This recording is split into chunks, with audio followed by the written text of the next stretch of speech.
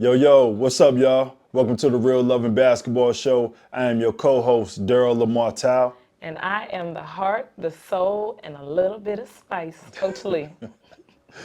Yo, hey, listen, we got a replay for you today. We ain't want to leave you out to dry, but we do got a replay episode. The black female coaches of the DMV, some of the top DMV coaches around the area. Yes, and it is going to be a episode with a bunch of nuggets talking about the history of their coaching careers, what they've endured, what they want to see change, and just how they continue to be successful in our area. Get your notepad. Hey, yo, this gonna be a good one. Yes. So with this today, we will start off with just a little bit of chitter chatter, see how everybody's doing. We will do some introductions, and then we'll just get right into it, ladies, okay? Let's start with you. Okay, I'm Coach Burgess from Justice High School. This is my 29th year coaching and third year here in Northern Virginia. I'm Nikki Woody. I have been coaching 10 years. I'm at South County High School, and it is my third year as the head coach. Diane Lewis. I am at the head coach at Edison High School. This is my 21st year as the head coach and my 22nd year in the county. I'm Raven Short. I'm the head coach at Briar Woods in Ashburn. It's my 8th year coaching, my 5th year as head coach there. All right, and I'm India Thomas. I've been at Mount Vernon High School for 14 years. I've been in Fairfax County only. I've been all my 14 years in Fairfax. You've been coaching at Mount Vernon for 14 years. 14 years. Shut up. 6-year head. Oh, okay. I was like, wait a minute, I was trying to add it all up. Wait. Like, I missed it. So, yeah, exactly. So with the special thing about this, and the reason why I pulled this together, because I really find it important that us as women, right, you don't see a lot of us coaching female basketball. You see always a male, always somebody being ahead. So one, to be able to see a lot more female faces supporting these young ladies, but then even more special, Black women, as us, making a headway into this whole dynamic and changing the trajectory of how girls basketball is being played and being coached, I think is very, very important. In our county alone, there's really only 7 of us. Shout out to Coach Christy Winters, who couldn't be with us today. But there's 7 of us right now, which is, how many schools is in the area? Like, a lot. So can we say shout out to the national district, because national district. Oh, national yeah. district. Yeah. That's us. And then it's also, we still have a female at TJ, who was the head female coach at TJ. Who else do we have? Oh, and Falls Church as a female coach. And Annandale. So I think, what is it? 8 of us. Yeah, I was about to say. Yeah, we got 7, so 7 out of 8, which is good. Sorry if you see this. So let me ask, and it could be anybody. How did you even get into this coaching? What was your reason? And let's start with the vet of all of us. How did you get into this coaching? And you know what? It's funny. My path was probably not like anyone else's, because that wasn't, as I was playing, I wasn't the person who said, I want to coach.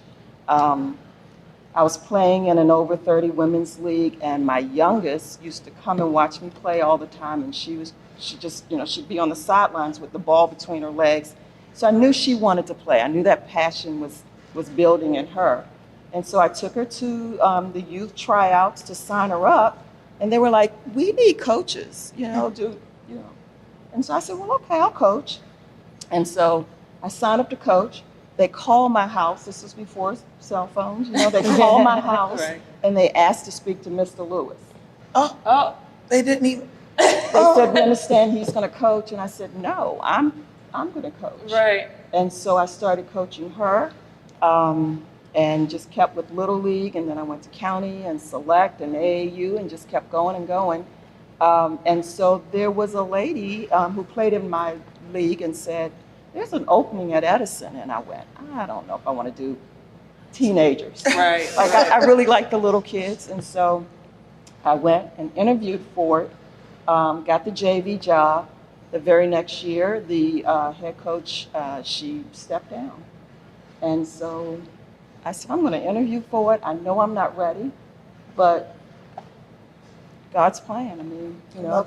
So what gave you that? What gave you that? Because that right there can be a hindrance to many of us, right? We know we're not ready, so we don't jump forward. What gave you that passion or that strength to be able to go ahead and go for it? Well, I think first of all, I am a woman of faith who believes if it's meant to be, it's meant to be. Right. And so it's that. It's other people in my ear who are supporting me and saying, you can do this, you're ready for this. Yeah. And so, you know, I stepped out on faith.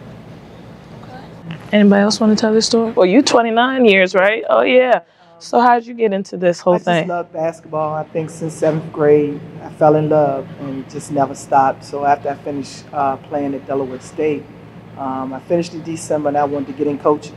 Mm-hmm. I didn't want to stop with basketball. Whatever it had to be, I wanted to be a part of it. And so I coached a JV team in the local area, which was at the time Middletown, Delaware, and just never stopped. So I've been in Virginia majority of the time coaching, and down in the 757 and 804, and then I'm here now. Okay. This is a collegiate coaching, and so it's just, I call it a basketball love affair.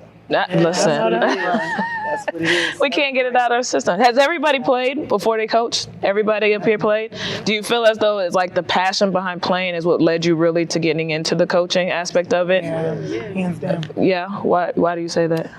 Well, you know, I started playing in Northern Virginia. We moved here. I was a military child, right? And so I moved my sophomore year. I was coming to Hayfield, and I'd already heard that there were no spots available.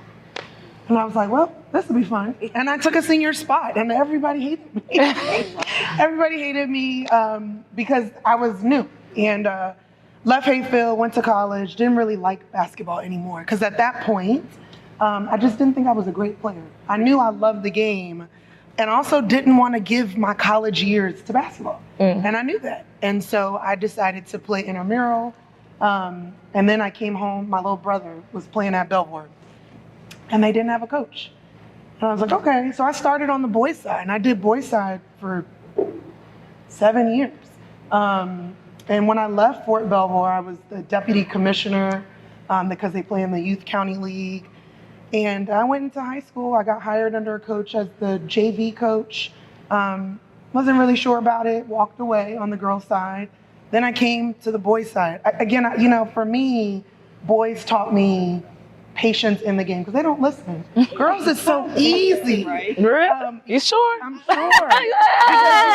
It's so much easier. Boys, they're worried about everything else, right? The girls that show up, unless they're having personal things, right? You go in and you teach them a play, they're going to try their best to execute that play. The boys, I got to get my 20, coach. Right? I need these 20 because my girl's over here in the stand. Right. No, we got it. It's a show for them. Right. But I loved everything about it. And then, you know, I'm a woman of faith. And so when the opening for South County came up, I applied. I did not get it. Oh, I was yes. devastated. Yes. And I actually considered walking away from coaching because I felt like the person that got it didn't deserve it.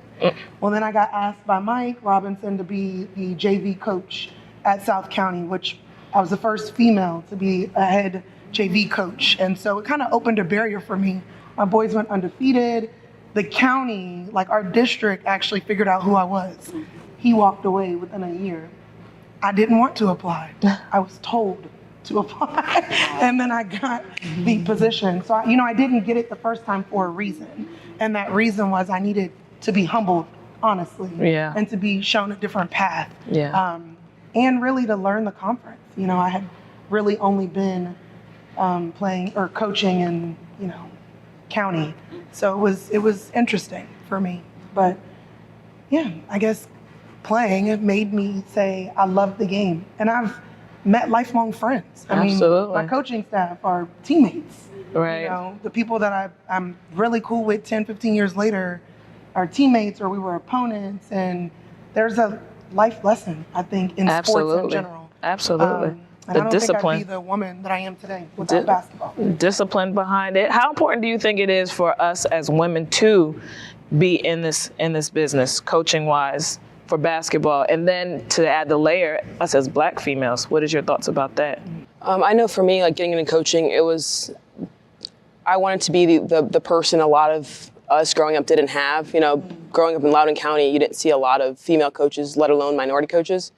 So I think, you know, now that I was able to graduate and come back, it's, you know, I've been able to see the difference in, you know, me and my staff and what we do versus when I was there and what we went through, and hoping and wishing we had a role model and wishing we had somebody to be able to talk to, or, you know, that figure that we strive to be. So, you know, I've been fortunate that in the county, I do get to see the role models, you know, a lot of you that are older, right, and that have been around and been successful. So I'm happy and I'm fortunate that I get to now try to be that role model for the girls and be what I didn't have when I was there. Right. What about you, Nikki? Yeah, so, you know, I too grew up in Fairfax County. I actually graduated from Mount Vernon, so pretty cool. I had no desire to coach. I was on my way overseas to play after college. I graduated from Northeastern University. And I came home to watch a game. I missed the game so much. I came home, and Coach Terry Henderson, who's now the head boys coach at Edison, after the game, he said, "Hey, Coach, you know, our JV coach is leaving. You interested in coaching?" And the reason why I didn't go overseas is because I ended up hurting my shoulder in a car accident. So that's why I was at home. And the following year, took the job and I coached JV for about 6 years. And then when Coach Courtney Cofer left, I applied and got the job. But growing up in Fairfax County, you know, I didn't really see a whole lot of female, definitely Black head coaches. Yeah. I knew Coach Lewis was at Edison, and we were in the same districts, so we saw her. But other than that, it was mostly male dominated. So I think now it's really cool to see, you know, young girls growing up. They see, you know, Black female coaches in the head leadership position, so they can aspire to be that one day. I have some of my kids talking about wanting to get into coaching now. Yeah. And I think it could be, I think a big reason for that is they just see it. They see it more now. So I think it's that. And then to Raven's point, I just think growing up, because I too grew up here in Fairfax County, but just the connections, right? So when I grew up, I went to a very affluent school that didn't have a lot of people that looked like me, period. And then my coaching staff didn't look like me at all, right? And there was really no connections at any level. So to see now us here as females and then as minorities, and then just hearing the conversations, and like you said, having young ladies come up to you now and being like, I want to coach, I want to train, I want to get into it. It's just so different because I never had those conversations with anybody from my coaching staff until maybe my collegiate years. Like I had some assistant coaches, but even then it was a male head coach. And then afterwards, you know, semi-pro, that's when I finally started to get those type of connections. But to your point, I think it's so important because a lot of them just need to talk and disconnect. And then, like you said, it connects us in so many different ways beyond basketball. Like you just mentioned Courtney, and I'm like, oh, we know Courtney. Courtney's from my husband, you know, back home around our way. But it's such a small world how this basketball community unites everybody together, builds everybody up. And now I think today's day and age is really giving girls and young men outlets that is necessary for them to really move forward because let's be honest, we live different. This season of life is very, very different from where we grew up, right? Yeah. The social media. I mean, I think about, like me and my husband were talking about, if we could had social media to be able to blast how we played back in the day. But can we talk about that for a second? Because playing in this area, there were, you know, rival games, right? Yeah. Without social media, the gyms were packed. Oh my gosh. And we're not talking just boys basketball. Like I remember playing and our games were packed. So with social media now, we were just talking about walking in gyms and seeing 30 and 40 people. So like, right. It's not, I mean, we were doing it harder than it is now. Yes. Interesting you say that because I was having a conversation with one of my coaches, and we had this idea that it was the hangout spot. Like you didn't see your friends, like you couldn't text them or hit them up or DM. Right. So if you wanted to see your friends, you had to come to those games. Yeah. And then if you were good, I mean, then really, it was really packed. You had to get there early. You know, everybody was gonna turn up. Like, that That was the difference with everything. Yeah. COVID has done that a little bit because Yeah. we have more kids showing up at our games now than pre-COVID. Yeah. It's like they miss The interaction. the interaction. Do you feel like now when you guys took the job, especially in our area, did you feel like you had to be a certain way, act a certain way, come in a certain way in order to really be influential and to be accepted? Oh, Diane, you look like you got something to say.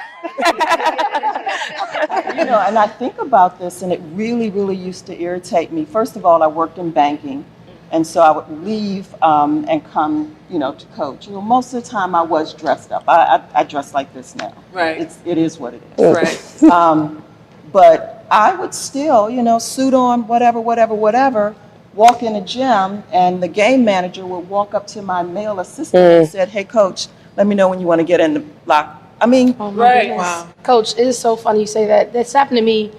I would say 75% of the time, the ref goes to Coach Payton, and he goes, "This is the head coach." yeah, 75%. That's exactly No. what he'd have to do. To this day, to this day, so we've all been in at least 5 years, and literally the referee will walk right past and go to my assistant coaches, and I'm like, and I just sit there and I'll just wait, because then I know my assistant coach will be like, "That's the head coach right there." But the other flip side of it, do you guys ever feel, especially for the lower ended schools, do you guys ever feel when you go into these more prestigious schools that you really don't get the same respect as you would if you went to a school that looks like yours?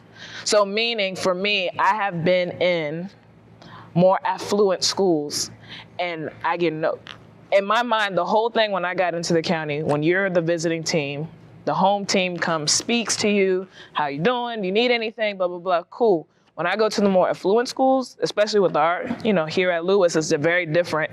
Nobody says anything to me. I have gone the entire one. We pulled up to a school maybe an hour before game time, and literally our whole team just did our little thing. Coaching staff sat there. Nobody said not one thing to us, and we just sat there the whole time. And so, and I don't know if it's the dynamics of the school, because it's very different from what we look like one way, they look like another way. But have you guys ever experienced that? And if so, how do you feel about that? I've been fortunate that our principal is actually an African-American woman, and she actually played college basketball. So, from the jump, I think it's that equality is there, just because, she commands respect, and she's always in the hallways. She's always, talking. And then our assistant principal played basketball, and his dad was the longtime AD at Woodbridge. So we have a very basketball sport heavy administration who are also minority, and we've got 3 women who are assistant principals. So we, for being an affluent school, we have a lot of diversity on the admin staff, which I think helps some of that culture, like when it trickles down to coaches and players. So I'm fortunate that we have that set up. On the coaching side, so I'm not in the schools, I don't teach, and I was always told I wouldn't be a good head coach if I wasn't in the schools, which Ditto. I think is interesting. But I came from the boys' side, and so when my first year, I was super nervous. I thought I was gonna have to change my aggression. I'm a pretty involved coach, if I can say so myself. I'm very animated. Right. When you're hype, I'm hype. When you get an and1, I'm up with you. I want us to all feel that energy. Right. It trickles down. If the coach is like that, then we set the bar for the expectation for every player. Right. And so I felt like I was gonna have to change that. And I'll admit, in our conference, I was super nervous because most of those coaches, and we're talking 15, 20 years, male coaches at those schools, and all of them came up to me and said, "We're happy to have you. Welcome over. We're interested to see, how you're gonna like girls basketball." Right. And so it was more like a fun or exciting experience. So I was super nervous for no reason, and I don't think I had to change, which I can appreciate. But that did weigh on me. Yeah. Can I be that person? Right. Do it, because I feel like I got hired because I was that person. Right. So if I change, then I'm letting down What everybody was expecting. expecting when I walked in the door. So luckily, I was fortunate, as Raven said, to not have to change. And it was because of the other coaches. They made me feel comfortable, which I can appreciate. Right. Yeah, and one thing I noticed, just my conduct as on the bench. I don't know. I've been in situations where sometimes I feel as though I can't get too emotional because the refs are more sensitive. Where I'll look at some of these boys' games and they are like literally in their face, not even a warning. Right. And that actually happened to me this year. Playing a conference game, and I just said that's ridiculous. Like that. Oh, I meant to ask you what you said. I Wait, saw what? that. Oh, Yeah. I said that's Now, I ridiculous. said it a little more. But one of my point guard just got pancake, like football pancake, nothing. And I was like, what? And then I said, that's ridiculous. Right. Text me right away. Right. Wow, no warning. No warning, no nothing. It's funny you say that because as a head coach, JV boys, I got more respect from referees than I've gotten as a head coach on the girls' side. I mean, I've had refs do this to me. Oh, me too. I'm trying to figure out what that means because I wouldn't do that to a child. Let alone a grown up, right? Which is funny. So with that being said, also like for us, for what I feel, our school usually, because we're bottom of the barrel, we don't have a lot of talent. We don't always get the best referees, right? So we'll get these little, just got into refereeing, and then we'll go play against I will never forget, we played against one of the bigger schools, Marshall, and everything went Marshall's way. I'm talking about everything you can think of. And so I tried my best, because just like you guys said, I feel like every time we say something, the referees are way more sensitive, so I try my best. Hey, I need to understand what's happening, and because I went out of my box, you cross that line again, you're gonna get. So I'm just that coach, and so I went like this. Okay, that was my first time I ever got a tech. I went like this, and I was like, we're really that sensitive. But it was just like you said, I could go to the boys' side, and I'm talking about they're in their face, it's fussing, and I put my toe over because you were that petty, and I got teed up. Okay, That's crazy. So. I had an official who saw me at one of the Wizards games one night, and he said to me, I'll never forget, you said something to me during a game that stuck with me forever, because I asked him would he had made that call in a boys' game. Mm-hmm. So is that the line we use? Yeah, I asked every game I asked that. Yes, I did too. And he said it stuck with him.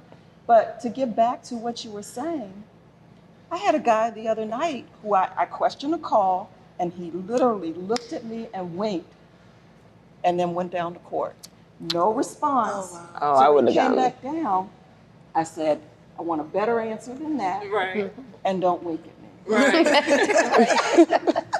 So, I mean, would he have winked at a guy? Right, absolutely. No. So for me, it's been a little bit opposite. I had an official, you're gonna take it on me. You're gonna take it easy on me, coach. Yeah, I'm gonna take it easy, but I need you to make the right call. Right. And that's, I guess, my approach. And I may question, and I know I can get a little aggressive with the officials. Haven't gotten a tech here since I've been at Justice, but I've gotten texts previously. But I just think, they got to understand that when we work hard for our girls to Absolutely. their ability, and we expect the best coming from them. And so for me coming in, I haven't really had any issues with the officials. But I call them. I said, what you looking at? Help me. Right. Help me help you. Right. Tell me what's going on. That's just And that's respect. pretty much Thank right. you. And I think that's what we're asking for, right? Like, Right. we're asking for the same respect that you would give to any Right. head coach. We're Right. not talking skin, right? Any race, any minority, male, female, doesn't matter. Right. Come out here and call this game for these children. Right. That's what we're asking you to do. That's what you're getting paid. Right. Because we're not really asking for you to donate, right? No. This is a job for Right. you. And I think that's important to communicate. So with the respect aspect, do you feel like as a head coach on the female side, do you get the same resources and attention that your boys side gets in your schools? Or do you feel like you have to work harder to get the necessary things for your teams? I actually had a rule changed because I gave my girls something that the boys team didn't have. Oh, really? Yeah, so we fundraise a lot. And so we always did, up until COVID, we did senior night jerseys. So we would raise, a lot of money. We would get jerseys for with their names on the back, and then we would get them framed, and that was their senior gift. And, I went in and I said, hey, we have a good amount of money. We're going to get these jerseys. And they're like, well, are the boys getting them? And I was like, well, we're buying them. Like and we're buying the gifts. Like we're not asking you for anything. Right. And then after that, we got him anyway. But then after that, they've made it a point, like in our meetings, if you're fundraising, it has to be used for something for the team, and it can't be things like senior night jerseys. And I was like, football doesn't, but then they have to pay for them. And we paid for them, not the girls. Right. And I was like, but just because we had the money and that's what the girls wanted and that's what we got, we shouldn't really be told we can't do them. So yeah, we've been, it's been interesting, when you try to be creative and like think outside the box that nobody has done it, and then everybody's like, oh, these are awesome. Then it's a problem if not everybody else can do it. Right. Can do it. Right. Which I've seen that too. So my first year here, I've raised probably about $15,000 for our school, right? Didn't ask anything. Our kids never asked. And I'm just naive. So coming from where my husband and I own our own nonprofit, that's just natural for me to raise. I don't ask the kids for nothing. I just do it and give it to them. Well, because I went out and I was doing these fundraising, I had people from the school say, well, you're taking money out of everybody else, all the rest of our programming here. And I was like, first of all, how am I supposed to know that? Because I don't know the budget for this school. Second of all, you hired me. You said this is what was needed for our kids. We haven't had new jerseys in 8 years. So what is the problem? So, but this is the stuff that I feel like in this area, especially, you come against when you're actually trying to do right by these kids. It's not for my pockets. It's for the kids. You still get questioned and you still have pushback. And it's like, how is it? So where do I go from here? How do I continue to have the inspiration to do stuff like this if I always know that something's gonna? I don't think they can say don't bring the equity thing, because when we went to States one year and we had a donor, an Edison alum donor, who came and said, Coach, anything you need, let me know. So I called him on it. I said, we need a new shooting machine. Yes. He said, you got it. So we get the shooting machine, but our AD said, oh no, if it's going to be for you, it's got to be for the boys as well. I'm going to let them know this has to be donated to both programs. But I felt very strongly, if someone had donated that shooting machine to the boys, it wouldn't have been, oh no, it has to be. Right. Yeah. Right. I mean, don't go equity on me when it's just convenient for you. Right.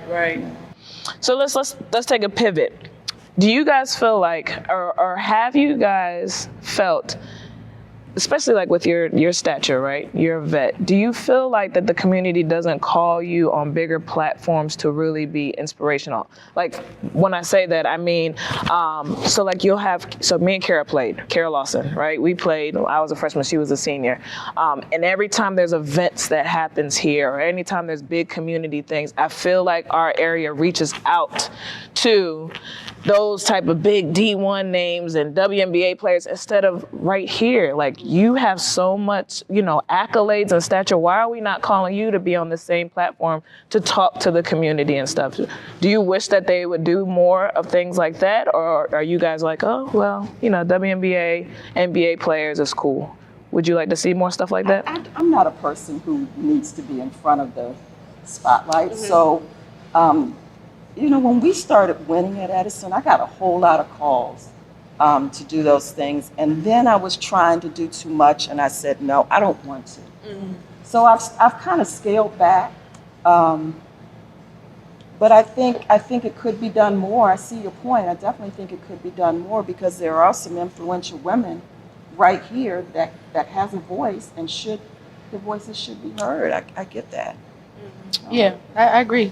I'm the same way as Coach Lewis. I mean, I'm not, I'm a little reserved, don't like the spotlight a whole lot. But I think there's a lot of information and knowledge that we could pass on to, other generations and fellow coaches and things like that. So I would love to see more of that. And we really, like you said, we just don't really see it a whole lot. So I think we should, try to continue to work towards that just for the future. With that being said, do you think it's really important for us now? How important is it to you for us to start looking out for each other? And us. Do you feel like it's a very important thing at this point?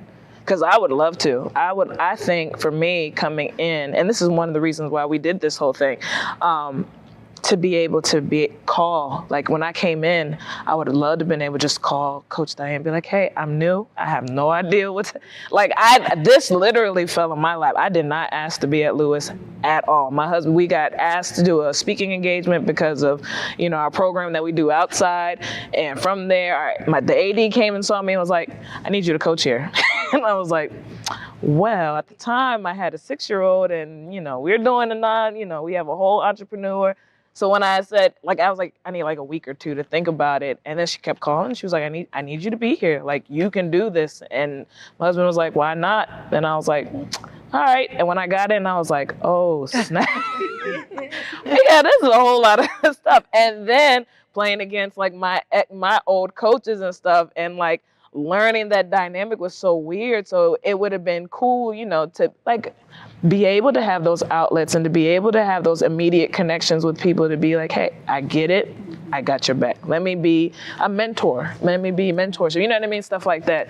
So I think that I wish we could set up something for something for us. Right. We can. I think it just takes someone to do it. And what's funny is she says this, but Lee walked up to me. I didn't know who this lady was. We had no idea who we were. We had heard of each other. And everybody who knew both of us was like, you guys really should connect. And I don't know, you called me or maybe at a gala. She came up to me. I was like, I don't know who this lady is. Why is she here? And it was kind of like, listen, I think we should connect. A lot of people said we should. And it happened. Yeah. And they were right. I mean, it was perfect. So we can. And you've started this, right? So it takes 30 seconds after we get up from these chairs to say, all right, let's put a group me together or let's put a group chat together. Because I agree. I mean, to have that, you just know you have support. I might not play you, but you got my support. You on film, I got you. You need to bounce ideas, I got you. And it doesn't feel like I'm trying to steal something from you. And I think that's really it, right? So I'm glad you said that, because competition. When you don't know people, you don't know what their motives are. Right. And if you're not, if you can't get a read on them, you're going to be very reserved with that. So I'm so glad you said that, because I also feel that on the flip side, women are very territorial.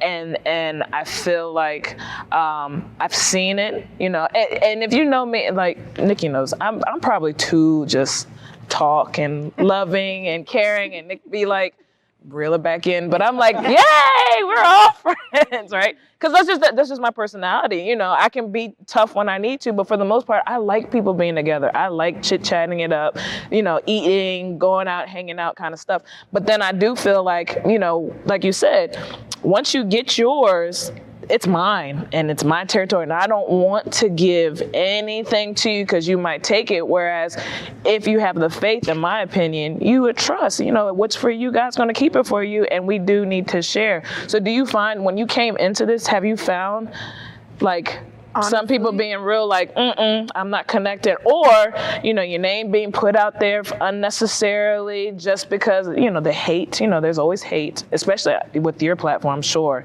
You're being one of the best out here. Right. Next to her name in my phone Right. We all aspire to be like you. So what do you feel like? How do you handle this?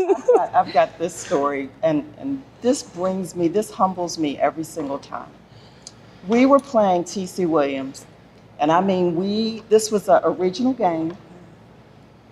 Nope, it wasn't a regional game. It was just a regular season game, because this was before you could host regional games. So it was at Edison. We had multiple D1 players playing in that game, including Tierra Ruffin-Pratt. Mm-hmm. So everybody and anybody, college coaches were coming up in that place that night, right? And we lost the game. And I was furious because I knew my kids had not played to their potential, and we blew it. And so I'm sitting in the office, and one of our APs comes and he says, hey, there's someone that wants to talk to you. And I said, nope, don't want to talk to anybody. I'm in my feelings. I'm just because I'm as competitive as they go. And so he said, no, you're going to want to talk to this person. And I walk out, and it's Vivian Stringer. Oh. And I'm sitting there, and I'm such a fan, and I'm like, And she touches me like this and she says, hey, I know the game didn't go the way you wanted it. She said, but I admire the way you coach your girls, and I admire the way that you kept them engaged. And she just went on, and she just kept giving me all this positivity. And I was just sitting there like, wow. And she had her fur coat over her arm. Woman, you just don't know. You just don't know. I mean, and she did. She poured into me that night things that I kept thinking to myself, that's what God wants me to do. You got to pour into somebody else. You have to pour into somebody else. And so it was just such a great, her car, was out there waiting for her, but she took the time to come and talk to me. And, I said, my kids play so selfish. What do you do? She said, my kids play selfish at times too. It's just part of the game. And I knew it. She was just like, you'll be fine. Listen, that story is so amazing because I'm not gonna lie to you. Me and you just had a conversation recently. So being at this school is probably, for me, coming from winning all the time, coming from collegiately, coming from just, this school has taken a toll on my life. However, I keep staying here every single year. My husband keeps looking at me like, what are you gonna do? But Coach Lewis, we were talking and she was just like, well, for one, let me tell you, the background is you ran into my father. And my father had called me and said, hey, I just talked to Coach Lewis. And she spoke nothing but good things. And at this point, I'm like, I hate it here. I'm done. This is stupid. Like what?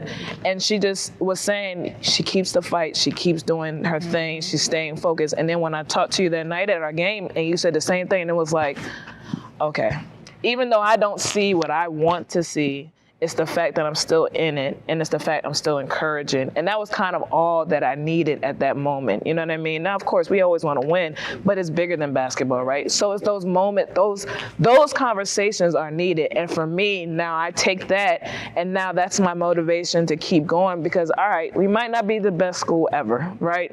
But at least I'll have somebody that I'm pouring into that will come home and say, Coach, we might not have one Coach Lee, but you did this for me, or you said this for me, just like you did for me. So Thank you for that conversation, because I surely was about to quit. But what is something, as we wrap up, what would be something from this conversation when people watch this? What do you want people to take away from this? I think you got to be dedicated to giving back to the young ladies. And sometimes it's not about the accolades. It's just about, if you touch one person's life, then you've done. And I think just over the years for me, it hasn't always been wins, but when you have a player come back and say, you've changed my life because of basketball and because of you, A, B, C, and D, then you've done your job. And even in times like this and dealing with some of the athletes that we have to deal with, you're touching them even though you may not think you're touching them. Right. And we are struggling. But, at the end of the day, when the kids, even this year, say, Coach Burgess, we know you care. We know you want the best for us. That's all you can ask. Right, absolutely. Anybody else? I think the future's changing. I think, and I'm 29, so I have a lot to learn. But I think the wave is coming. I think to see more females, then more minorities, then more, black females, the future in the climate's changing. Yeah. So I think we just got to keep pushing that way. Anybody else? What else do you guys want? Any other takeaways you want people to take from this, from watching this video? Yeah, the GOAT's not TB12, it's Coach Lewis. It's funny because I have 3 of my, if you count my daughter, 4 of my players who's on staff with me that's coaching with me, that play for me. To me, that's the biggest honor. The biggest honor. But here's what these young ladies are saying. Because they think, as a player, a lot of times they think it's what you do here on the confines of this court. They're seeing all the other things that we do. We're mothers. I'm talking just to our players. We're mothers. We're nurses. We're psychiatrists. We are, sometimes we're the spiritual counselors. We're all these things wrapped into one before, they had no idea. They say that. They go, Right. "Oh, I didn't know you had to do that." Right. You know, I mean, I've got some kids on my team that are seeing therapists that, you know, I don't know if it's COVID, I don't know if whatever, but, you know, so you have to take all that into consideration. The rules can't be the same for this player as it is for this player, because this player may be going through a little bit more than what this player is Right. going through. Right. So, you know, hopefully, and I think as a woman of color and as a female and as a mom, I think we can get that connection Yeah. that a lot of men can't get. Absolutely. Totally agree.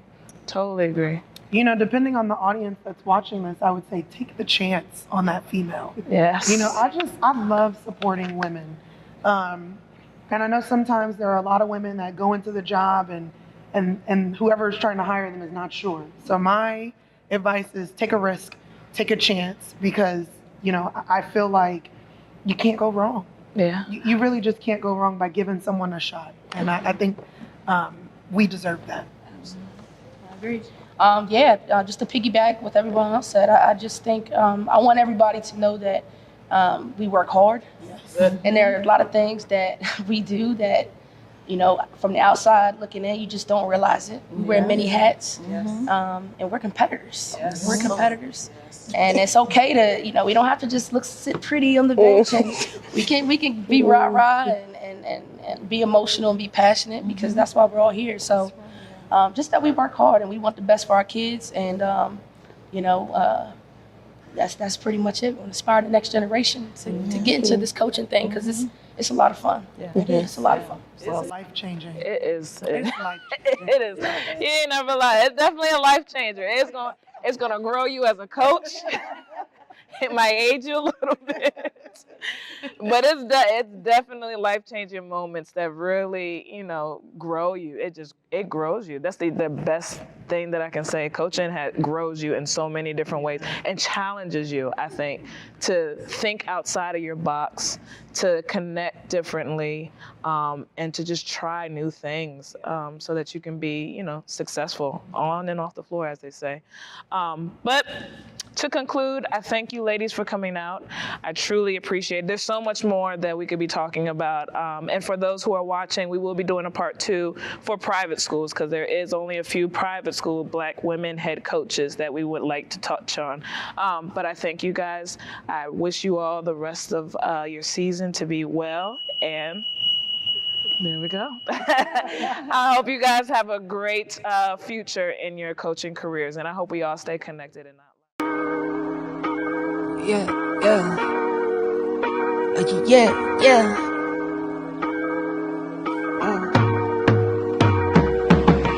Never not, never under y'all, never ever, I'm forever on. Check my rep and on, check my repertoire, don't check me now. Message checks involved, I've been feeling like I'm next to God. Next to God, next to God. Never not, never under y'all, never ever, I'm forever on. Check my rep and on, check my repertoire, don't check me now. Message checks involved, I've been feeling like I'm next to God. Next to God, next to God. Yes, that's what I'm talking about, ladies. That was a good one. Yeah. Why the ladies? Because there was only ladies on there. What is we talking about? That is true. We do need to try to get the fellas in next time, because we was talking about a lot of good stuff that it would be nice to get the fellas' perspective. But I will say, we are on momentum for women in sports right now. So shout out and highlight the young ladies. We need to add a couple of other coaches. Christy Winters, I need you to come out. Pull up. Tamika Dudley needs to come out. Pull up. Who else we missing? Hey, can't be singling people out, because everybody, you know what I mean? Everybody want to be involved. This is the thing, man. We family. That's pull why up, man. Let's do it. The real love in basketball. Yes. And matter of fact, why don't you tell us who you would like to see on our next show? Whether it be a coach, whether it be a player, whether it be a family member, holla at us. Actually, I got the next. I got next one. I ain't gonna tell you. But anyways, in the meantime, we hope that you enjoyed the show. Make sure you like and subscribe down low. Make sure you share and tune in for our next show. Let's get it.